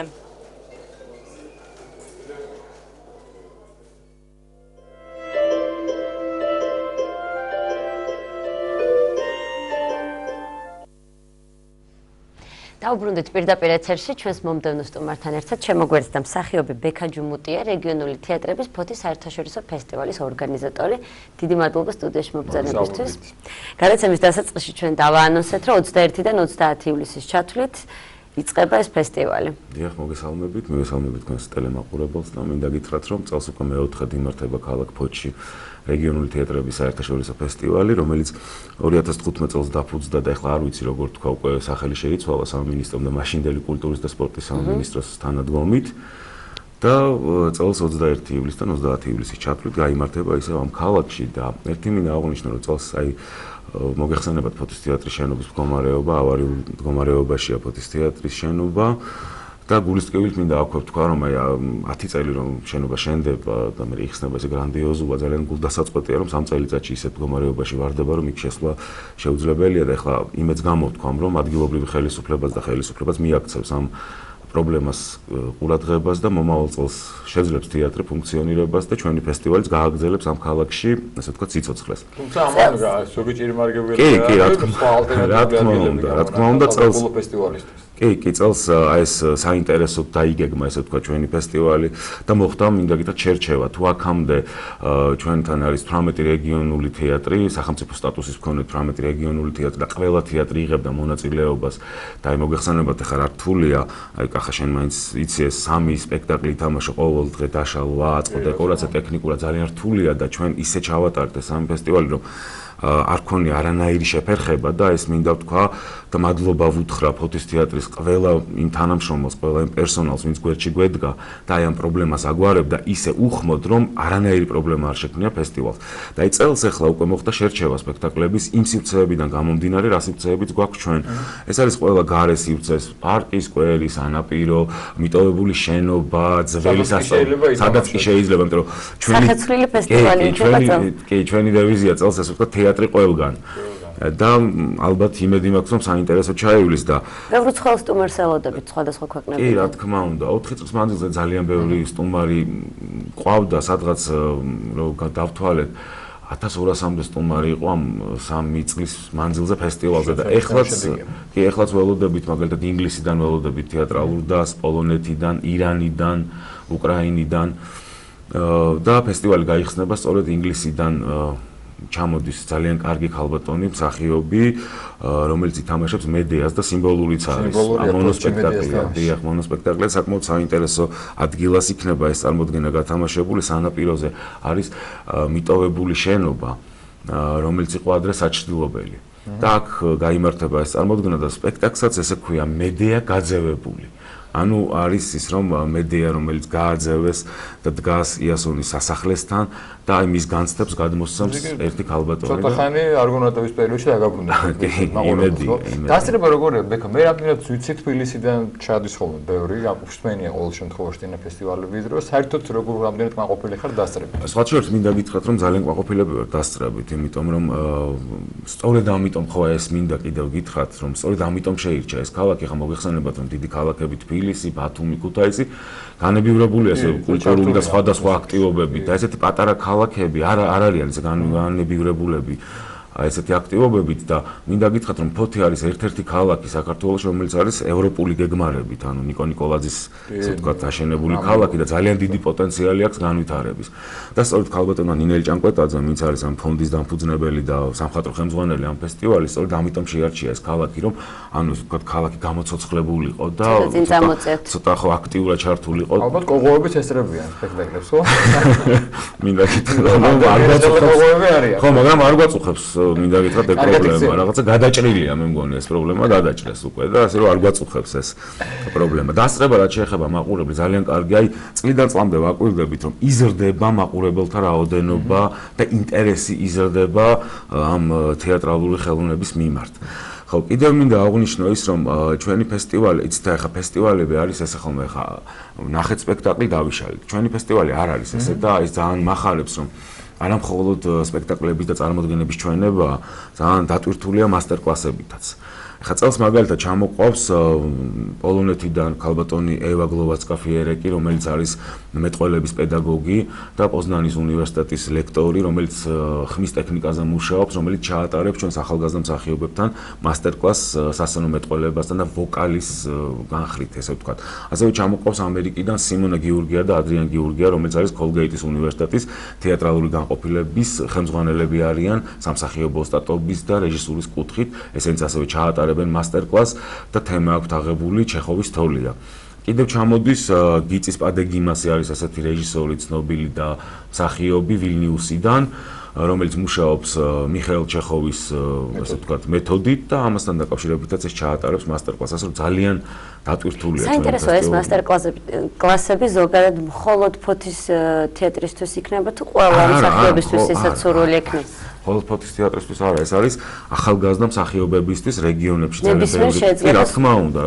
ჟანრი შეზღუდული არ არის, ხო ბექა ალბათ, ან დავუშვათ არ არის კონკრეტულად კომედიის ფესტივალი, დრამის ფესტივალი. ჟანრი შეზღუდული არ არის, ვისაც რა სპექტაკლი უნდა ისჩემ. რა თქმა უნდა, არ არის ჩვენთან შეზღუდული ჟანრი, ვისაც რა სპექტაკლი და შერჩევაც ხდება. შერჩევა თავისთავად სამხატვრო საბჭოს კონკურსიც არის, დავუშვათ ხდება იქ ნომინაციები თუ არა? არა, ჩვენ 2 წელიწადი თავიდან ავიცილეთ ეს არ გვინდოდა რომ კონკურსის სახე მიგვეცა ხო რაღაცა უკმაყოფილება მოყვება ხოლმე ამ მომბავს მაგრამ ყველას აქ ამბიციები გამარჯვების და კი რა თქმა უნდა მაგრამ მესამე ფესტივალზე რატომღაც იცით ჩავთვალეთ რომ მოდი ცოტა ინტრიგა შეგვეტანა ესე ვთქვა და მივეცით კონკურსის სახე და რატომ მოტივაციისთვის რომ გაზრდილიყო მოტივაცია და მინდა გითხრათ გაიზარდა კიდევაც შედეგი გამოიღო რა თქმა უნდა ამან ხა მინდა გითხრათ რომ ხა რეგიონის თეატრები განებივრებულები არ არიან ესე ვთქვათ არც გასტროლით არც ესე ვთქვათ მაყურებლით და აი აქ უკვე იცით რა ელოდებიან ყოველ წელს ამ ფესტივალს უკვე და ამ ფესტივალისთვის ქმნიან რაღაცა ახალ პროდუქციას, ასე ვთქვათ, ახალ სპექტაკლს. ზოგადად ეს იდეა საიდან მოდის ამ ფესტივალის შექმნის? იცით რა იდეა გაუჩნდა ქალბატონ ინელი ჭანკვეტაძეს, ასე ვთქვათ. და ერთად დავაფუძნეთ 2015 წელს ფონდი, კულტურულ საგანმანათლებლო ფონდი დღეს, მე ვარ ამ ფონდის დირექტორიც და ქალბატონ ინელის ერთად დამფუძნებელი და მას გაუჩნდა სწორედ ეს იდეა, რომ მაგრამ იდეა ერთი მინდა გითხრათ, რომ ჩვენი იდეა იყო ეს შემდეგი. უფრო გვინდოდა რომ საზაფხულო რაღაც ასე ვთქვათ ერთგვარი ბანაკივით ყოფილიყო თეატრალებისთვის. არ ყოფილიყო ეს ყოველთვის რომ ჩამოვიდა დასი, ითამაშა სპექტაკლი, წავიდა. ჩამოვიდა, წავიდა. ჩვენ გვინდოდა რომ იმ 10 დღის მანძილზე ყველა ეს იმიტომ რომ ფესტივალი არ არის მხოლოდ ის რომ სპექტაკლი ნახე და დავიშალეთ, ისევ და ისევ ვიმეორებ. ფოტოს გააჩნია ეს პოტენციალი. ურთიერთობა, რა თქმა უნდა, ეს არის და ჩვენთან ეს შედგა და არის და აქეთკენ მივდივართ ნაბიჯ-ნაბიჯ და ამას ძალიან დიდი თანხები ჭირდება. ინფრასტრუქტურა ჭირდება შესაბამისი რომ იცით ხა ამდენი თეატრი 18 მხოლოდ 18 ჩვენი თეატრი ცხოვრებიც მიიღო და ერთად აცხოვრო 10 დღის მანძილზე. აქვს აბის პოტენციალი ამ ქალაქს. აქვს, უბრალოდ უნდა სწორ მიმართულებაზე დადგეს და იცით რა, უნდა ესე ვთქვათ კარგი თავი კაცი, უხეშად რო ვთქვათ რა. და ქართულად რო ვთქვათ, ხო. თორე ძალიან დიდი პოტენციალი აქვს ამ ქალაქს მართლა განვითარების. და ეხლა როგორ ახერხებთ ამდენი ადამიანის დაბინავებას? სხვა ქალაქებიც გეხმარებიან თუ? არა, ვახერხებთ ადგილობრივად, იქვე ვახერხებთ ამ ხალხს, ყველას დაბინავებას, ყველას. სხვათა შორის ძალიან მნიშვნელოვანია ამ ფესტივალის არსებობა, ზოგადად ვსაუბრობთ ჩვენ გადაცემაშიც და სხვა თეატრალებიც, რომ რეგიონული თეატრების გამარჯვება ცუდ დღეშია საქართველოში ნამდვილად. ამ კუთხით ეს ფესტივალები კარგია, არ შემიძლია არ აღნიშნო ქალბატონ ლიასულოვაშვილის წამოწყება ახალციხეშია ფესტივალი, სოსონემსაძემ გორში გააკეთა ფესტივალი, ეს თქვენი ფოთის ფესტივალი, რაც უფრო მეტი იქნება და ამ კუთხით ხელი შეეწყო რეგიონულ თეატრებს, ეს იქნება ძალიან კარგი, იმიტომ რომ არაჩვეულებრივი დასებია სპექტაკლები იდგმება და მართლა ეხლა მე რომ მინახავს ზოგი თეატრი რეგიონალური, აი მართლა მიკურს იქ როგორ ახერხებენ საერთოდ თამაშს. იმიტომ რომ არანაირი ინფრასტრუქტურა, არანაირი ტექნიკა, ზოგს რაღაც ჭერი ინგრევა, ზოგს კამი არდგას და მაინც ეს ხალხი, იმიტომ რომ არსებობდეს თეატრი, მაქსიმუმს აკეთებენ და როცა წელიწადში ერთხელ მაინც თუ ამ კუთხით წახალისებ ესაა ძალიან დიდი საქმე გონებრივია. რა თქმა უნდა, სწორედ ამას ვამბობ მეც რომ ეხლა მართალი არ არიან ისინი განებივრებულები და ეხლა რომ ნახოთ, აი ყოველწლიურად მე ვაკვირდები ამას, როგორ უკვე მოტივირებულები არიან, როგორ ანთებულები არიან და ემზადებიან ამ ფესტივალისთვის და ძალიან კარგია, რაც უფრო მეტი ფესტივალი იქნება. ძალიან კარგია ამ კუთხით, იმიტომ რომ უფრო მეტად განვითარდება ეს ჩვენი სფერო. და დასებზე მინდა კითხვა, იმიტომ რომ ეხლა ყველას არც არის ეხლა ვერც გამომწვენებ, როცა ადამიანი ჩამოდის და აბარებს თეატრალურში, მათ შორის რეგიონიდან, ბუნებრივია, ცდილობს რომ თბილისში დამკვიდრდეს, იმიტომ რომ ხელშეწყობა ნაკლებია რეგიონულ თეატრებში, ხო? დასში თუ არიან ახალგაზრდა წევრები რეგიონულ თეატრის დასებში? კი არიან, რა თქმა უნდა, არიან. ეხლა მინდა ვთქვა, აი ფოთის თეატრის დირექტორის სასახელო თენგიზ ხუხიას სასახელო, რომელმაც ესე ვთქვათ ჯგუფი გამოვიზორია ხო არის აქტიურად? კი, რა თქმა უნდა, არის აქტიურად ხარში გვიდგას. არის ჯგუფი ბათუმის სასწავლებელში, კონკრეტულად მიზნობრივი ფოთის თეატრის ჯგუფი, რომელსაც აფინანსებს ფოთის თეატრი. და ის ახალგაზრდები იქ მიყავს ფოთის სასწავლებელი, ხო, დიახ, მისი ადრებს ზრდის და უხდის ესე იგი შექსპირიდან მოყოლებული მანამდე ანტიკური თეატრი დღემდე ყველა მოუწოდებს რომ თეატრი არის ძალიან მნიშვნელოვანი და ყველა ხელისუფალს მთავრობის წევრებს ემბებიან თეატრის არსებობა ქალაქში და კარგი თეატრის არსებობა ეს ძალიან კარგ შედეგებს მოუტანს ქალაქს. იგივე მოსახლეობას, იგივე ახალგაზრდებს, იგივე ბავშვებს, რომლებიც გავლენ გაიზრდებიან. აი, შენც გექნება ამის გამოცდილება და დამეთანხმები ალბათ, რომ ძალიან ეტყობა ქალაქს, ქალაქის კულტურას, საზოგადოებას, იქ თეატრი არის თუ არა და ის საზოგადოება დადასტურა თეატრში.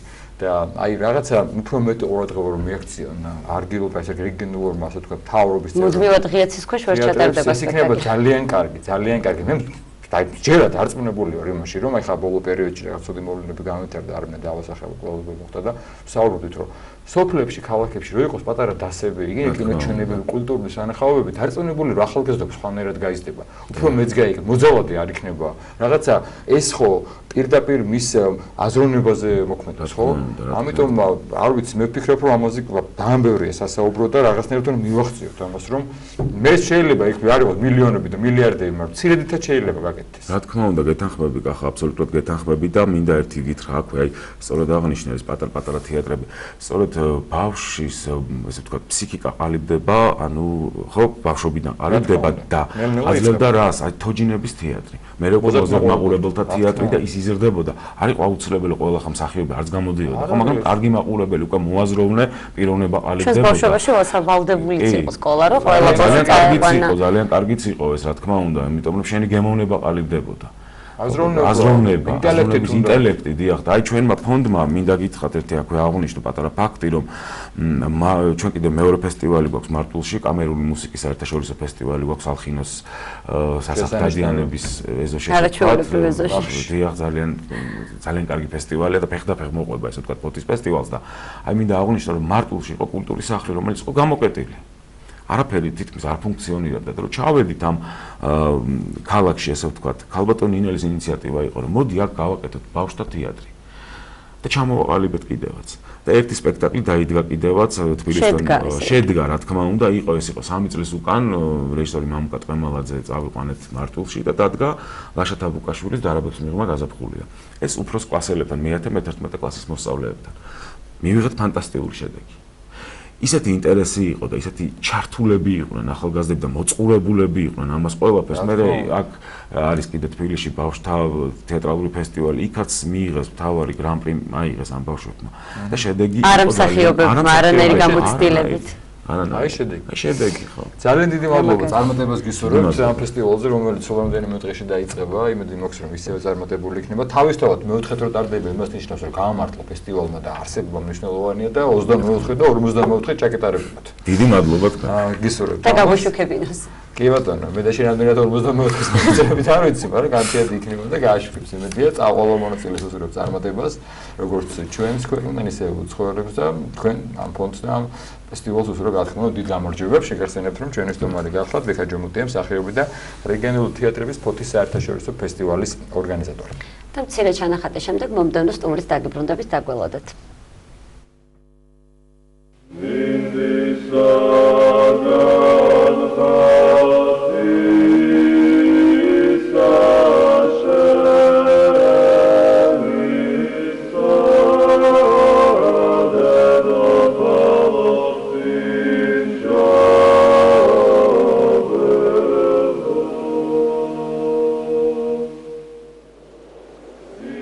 საქართველო და ქართველიერი დიდარია თავისი ეროვნული ფასეულობით, თავისი სულიერი ფასეულობით.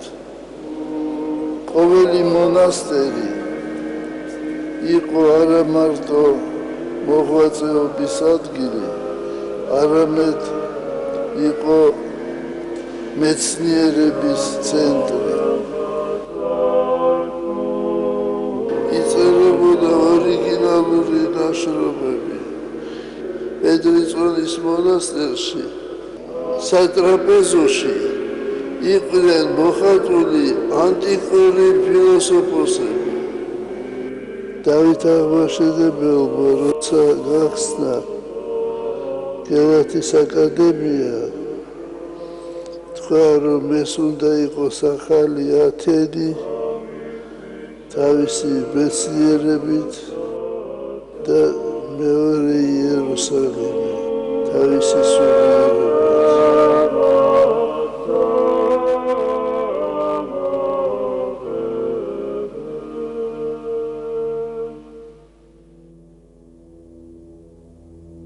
ჩვენ გამოიარეთ ძალიან მძიმე გზა. თქვენ გახსოვთ, როგორ იდევნებოდა ეკლესია. ეკლესიას აღარ ჰქონდა იმისი ძალა, რომ ამ დევნაში ეწერა და ემუშავა სამეცნიერო შრომებზე. და ამიტომ აი ეკლესიის საქმეს ჩვენი დიდი მეცნიერები აკეთებდნენ და თუ მეცნიერება დაეცემა საქართველოში, თვითონ ქართველი ხალხის დაეცემა.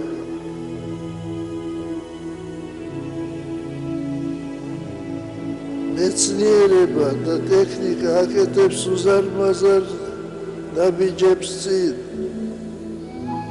მართალია, ზნეობა ჩამორჩა, მაგრამ მეცნიერებას და ტექნიკას უნდა ვზდიოთ, ჩვენ უნდა გესმოდეს, სად მიდის, სად მიყავს ხალხი. ცოდნა და მეცნიერება უნდა დაემკვიდროს სარწმუნოებაზე. ადამიანი თუ განათლებულია, ის მეტ პასუხისმგებლობას გრძნობს ღვთის წინაშე, სამშობლოს წინაშე, ოჯახის წინაშე. მხოლოდ მორწმუნე ადამიანი არის მონა ღვთისა და მორწმუნე და ცოდნე ადამიანი, განათლებული ადამიანი არის მეგობარი ღვთისა.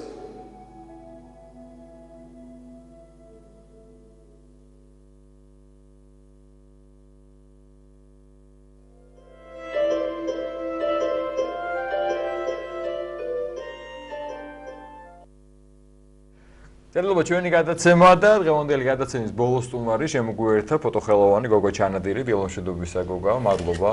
ესე იგი ჩვენთან არაერთხელ ყოფილიყარ სტუმრად სხვადასხვა თემაზე და ყოველთვის ესე იგი შენი საუბარი, შენი აქტიურობა. მიყვარს კეთან მოსვლა. ჩვენ გიყვარს შენი სტუმრობა, იმიტომ რომ იმ თემებზე საუბრობ, სადაც შენ აქტიურად ჩართული ხარ ხოლმე და არაერთმა შენმა წამოწყებამ, აქტივობამ გაამართლა შედეგი პოვა. დღეს გვინდა ვისაუბროთ აი სამოქალაქო კულტურა თითოეული მოქალაქის მოვალეობები, რაც გვაკისრია ყველა ჩვენგანს, ხო? თუმცა ხანდახან ამას ვიტყვით, სუგუნდი რომ სხვა უნდა გააკეთოს ეს, სხვა ვალდებულია მთავრობა აუცილებლად, ვალდებულია სხვა, ვალდებულია ხელისუფალი, ვალდებულია დამლაგებელი, ვალდებულია მეზობე. მეზობე უნდა მოხვედოს ამაში, დაგავოს ფულს. და მე უნდა გადავაგდო ნაგავი, რა პრობლემაა? დილამშვიდობისა, ძალიან კარგი კითხვა არის და ძალიან კარგი მიდგომა არის. ნეტო ყველას ფიქრობდეს. ის რაც ჩვენი გასაკეთებელია პასუხისმგებლობას ტყუილად კიდევ მთავრობას. ისო შენ დაუშვათ სიტყვაზე, ნასვამის საჭესთან არ დაჭდე. ეს ხო მთავრობის პასუხისმგებლობა არის, შენი პასუხისმგებლობა შენ თვით შეგნებს. ის რომ ღამის 11 საათს მე არ იხმაურო. მუსიკა არ ჩათო ხმამაღლა. ეს ხო შენი პასუხისმგებლობაა და არა მთავრობის. მთავრობის პასუხისმგებლობა არის კონტროლი და აღსრულება. მაინც და მაინც მათრახი უნდა გადაგვიჭირონ, რომ რაღაცა ხო, ეგ არის კულტურა, სულაც სამოქალაქო. ხო, ანუ კულტურა მათრახით არ ყალიბდება. კულტურა ყალიბდება განათლებით და თვითშეგნებით. მათრახი ეს არის გაჯორებული ადამიანების, ხო, არსებობს თაფლოკერი და არსებობს მათრახი.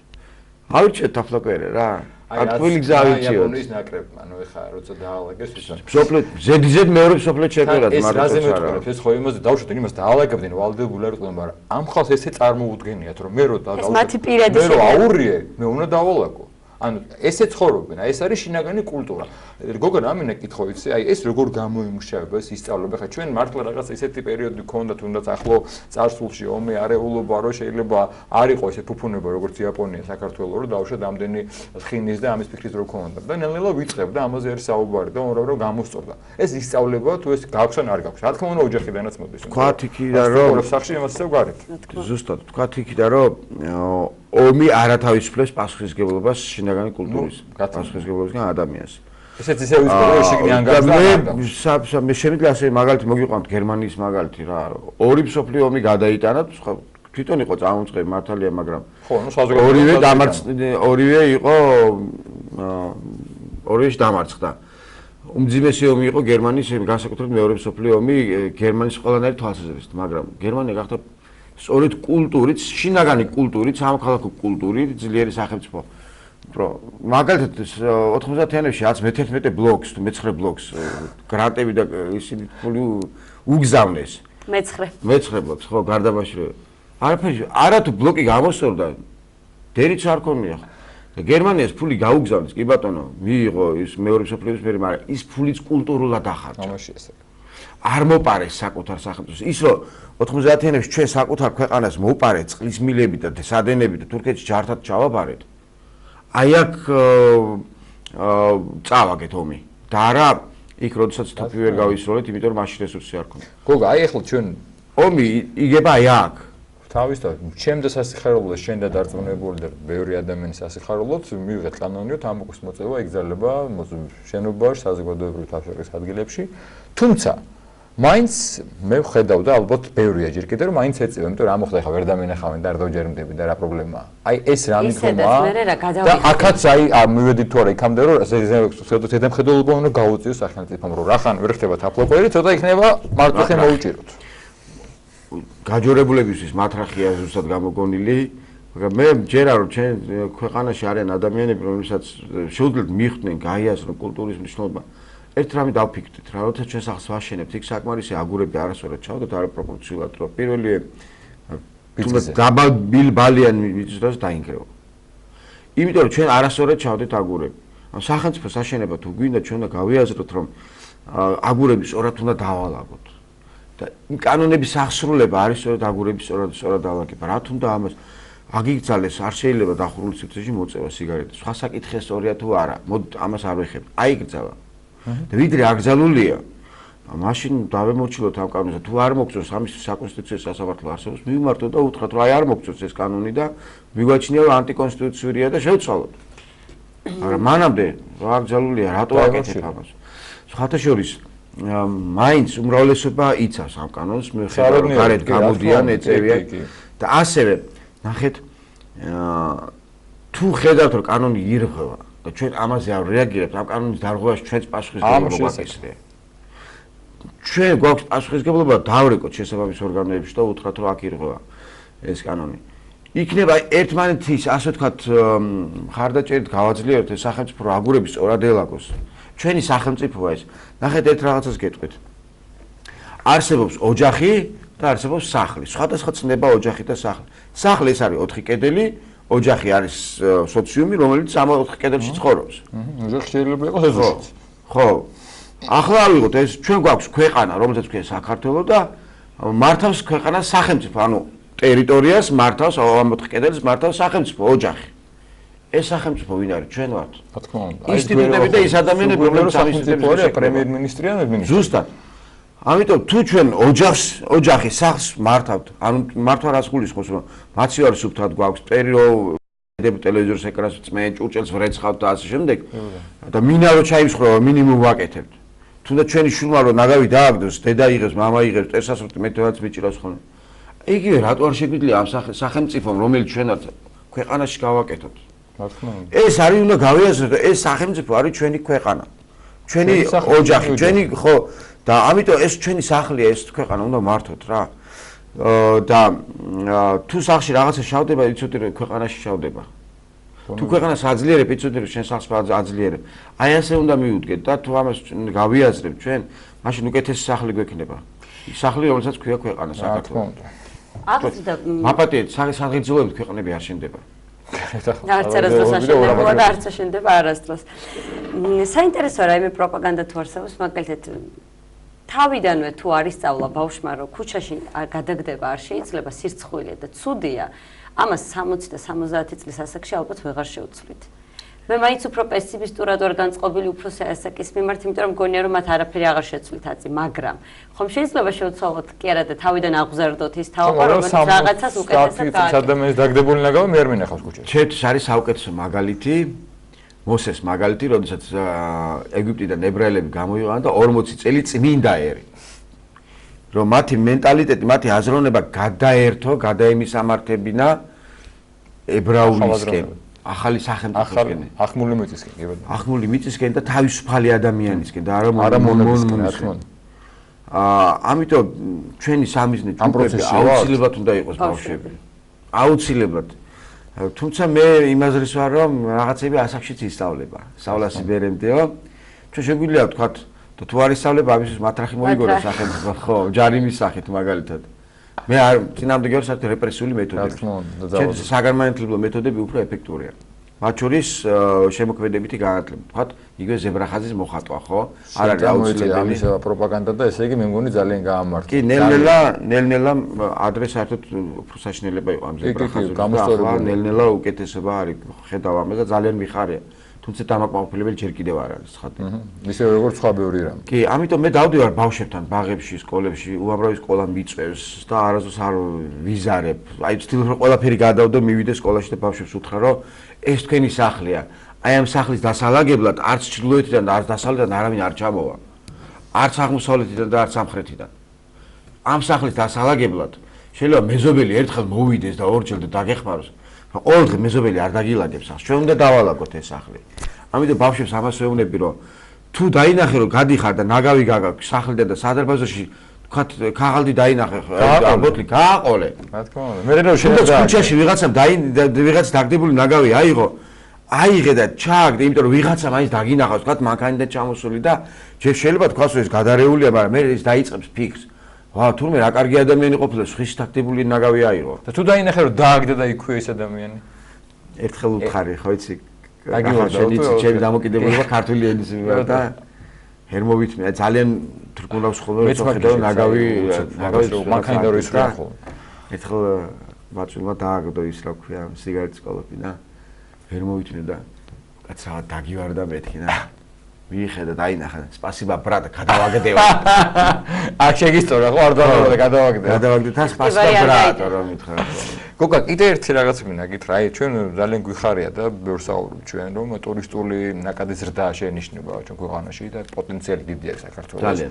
მაგრამ და მაგას შევეხებ სხვა ასევე ვიგებთ ისეთი თან უხერხულ რაღაცებს, ახლა მე სულ როგორც ამ ქვეყნის მოქალაქის მერიდება რომ დავუშვათ ტაქსის ზღოლმა როგორც აიყვანა აეროპორტიდან თბილისის ზღვაზე და უთხრა რომ შავი ზღვა და $200 გამოვართვა. ან დავუშვათ სადღაც კი მოხდა, ან დავუშვათ ბათუმში ჩავიდა ადამიანი და შევიდა და ახლა ტურისტი იყო და ფერადკანიანი ყავაში გამოვართვეს $300 და უთხრა $300 რაღაცა უცებ გვემართება ხოლმე. ესეც ხო რაღაცა კულტურაზე სამოქალაქო მოვალეობაზეა, ხო, იმიტომ რომ ის ტურისტი ხო არადოს აღარ ჩამოვა და არამედ თუ არ ჩამოვა, როჩევა ეტყვის რომ არ ჩახვიდეთ მანდ. იქ რაღაც აბორიგენები ცხოვრობენ. ეს ხდება ძირითადად ეს უბედურება ტურისტების მიმართ არის გამოკვეთილი რესტორნებში, სასტუმროებში და ტაქსის ზღოლებში. ანუ ძირითადად იმ ადგილებში, სადაც ტურისტებს უხერხად ყოფნან.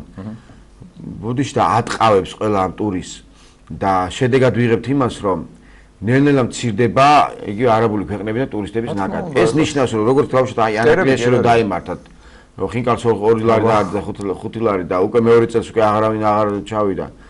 ნუ გჭირს ეს გაღორება და ნუ ცხოვრობთ მოკლევადიანი გეგმებით. რა თქმა უნდა. ვიცხოვრობთ გრძელვადიანი გეგმებით. აი მივყვეთ უამრავი მაგალითი გვაქვს ევროპული ქვეყნები როგორ განვითარდა. ებრაელების მაგალითი გვაქვს როგორ ნელ-ნელა მიზან მიმართულად ერთი ხელფასით მილიონი ხო არ კეთდება. იმ ხელფასებიდან იზოგავ და მე აგროვებ დიდახას და ასევე გამოვიზოგოთ ეს ნელ-ნელა ტურისტების ნაკადი ასე ვთქვათ გაიზრდება. ახლა რა მოხდა?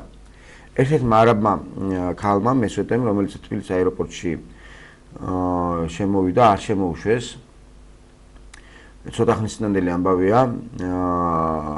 არ ვიცი მესაზღვრეები შერჩევით, უმეტესად შერჩევით ცდილობენ რომ არ ასე ვთქვათ შემოუშვენ არაბები.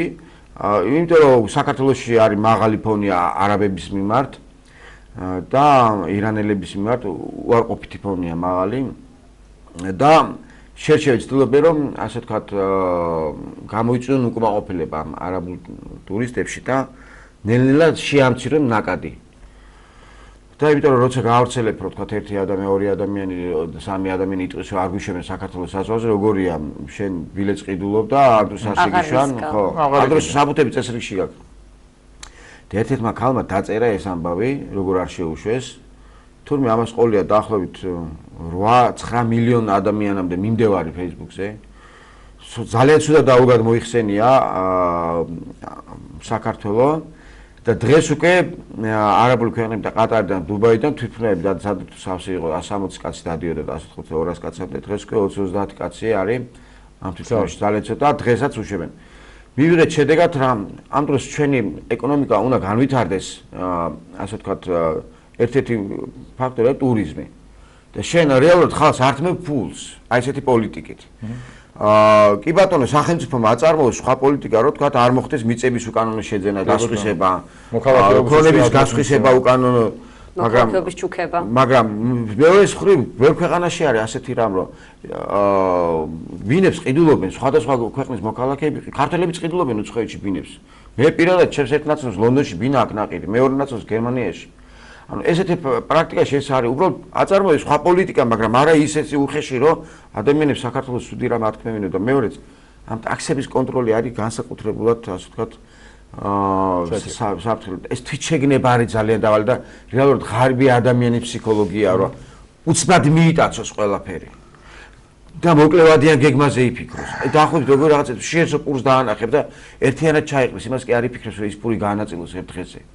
აი ეს არის ჩვენ ტაქსებზე მივდივართ, მე მახსოვს ეხლა რაღაცა უნდა ველაპარაკოთ 8 აგვისტოს მოვლენების დროს, მოგეხსენებათ, რომ ზაფხული იყო და ბათუმში ძალიან ბევრი ადამიანი იყო და დაინიშნა სპეცრეისები, ხალხი რო გადმოიყვანა და სპეცრეისების ბილეთები გააძვირეს. ომის დროს. და ნუ ეხლა ტაქსის გულთ რაღაც უნდა მოხდეს. ყველაფერი ნათქვამია. ხო, მაგრამ მე მაგალითად ჩემმა მეზობელმა ზუსტად აი 9 აგვისტო იყო, მაღაზიაში მივიდა და ერთი პური იყო. ეგ ესეთებიც იყო, რა თქმა უნდა. რომ ერთი პური რომ მე ახლა ვიყიდო 4 პური, არ ვიცი ხვალ რა იქ რომ აი ეს არის ვიყიდო. ეს არის სამოქალაქო კულტურა. რომ ასე ვთქვათ სხვა შეიძლება შეერი დარჩესო. რა თქმა უნდა. ეს არის სამოქალაქო კულტურა, ადამიანები, სამოქალაქო კულტურა არის კახა კიდე ადამიანებზე ფიქრი. პირველ რიგში. ვაჟებშავლა დაწერა ჰიმნი თავისუფლებაზე. აი ამასთან მე დავწი გამოვაქვეყნე. Facebook-ზე და სხვათა შორის მალე გაჩნდება ეს წარწერა უკვე ეროვნულ პარლამენტის ეროვნულ ბიბლიოთეკაში გაკეთდა ვაჟებშავლა დარბაზი. კი, ჩვენ ქონა სიუჟეტი რამდენიმე წუთი. ხო არა? მის ასე ვთქვათ, იქ გაკეთდება სწორედ ეს აბა ჰიმნია თავისუფლებაზე. ვაჟა იცით რას ამბობს? თავისუფლება ის კი არის რაც შენ გინდა რომ გააკეთო. რაც დღეს გონიათ ბევრს. ხო, თავისუფლება არის ის რომ რას გააკეთებ სახელმწიფოსთვის და სხვა ადამიანებისთვის. ეს არის თავისუფლება. კი ბატონო, გეთხოვოთ. დანარჩენები არიან თავის-თავზე მძრუნელი ადამიანები. ავიწყებათ საზოგადოება, ისინი არიან მონები. მონური ფსიქოლოგია. სწორედ ღარიბი ადამიანის ფსიქოლოგია. ამას გულისხმობს სამოქალაქო კულტურის ამაღლება, რომ შენ იზრუნო სხვაზე, იზრუნო მეზობელზე, იზრუნო თანამოქალაქე, იზრუნო სახელმწიფოზე და არა ის რომ მე ჩემთან, ჩემთან და ჩემ შულთან რა მექნება. ბუნებრივია. ეზოდან რომ გამოდიხარ მანქანით და კაციშვილი რო გზას არ გიცმობს, ეს სახელმწიფოს ბარია. აი ახლა ვეუბნებოდი ერთ-ერთ ხოლმე ხანდახან ხო შეიძლება გამოითმინო აგერ მაღლივ რომ ამოდიეთ მაღლივთან მანქანა უნდა შეეხვიო შეაყოვნე მანქანა და გადააყვევინე ხო ნუ იმედი მაქვს რომ ნელ-ნელა ამ შედეგსაც გამოვიღებ ძალიან დიდი იმედი მაქვს უღრმესი მადლობა გოგა შენ ხარ აქტიური ესე კი ამ საკითხს და იღებ შედეგებს აქტიურობა ბევრი ასეთი ადამიანი გვჭირდება საერთოდ იმედი მაქვს რომ სულ მალე უკეთესი სახელმწიფო გვექნება მდგომარეობა და გავიაზრებთ რომ დიახ ეს არის ჩვენი მოსავლელი ქვეყანა თითოეული ჩვენგანის რა ეროვნებისაც არ უნდა იყოს, ვისაც საქართველოს მოქალაქეობა აქვს, იმათი პასუხისგებლობა საქართველოს ზრუნვა. ძალიან დიდი მადლობა, გოგა ჩანადირი ფოტოხელოვანი იყო ჩვენი სტუმარი და სამოქალაქო კულტურაზე ვსაუბრობდით. ჩვენ ესეთი იყო დღევანდელი დილის გადაცემა განთიადი, სასიამოვნო წარმატებული დღის იმედით მომავალ შეხვედრამდე გამშვიდობებით. დროებით.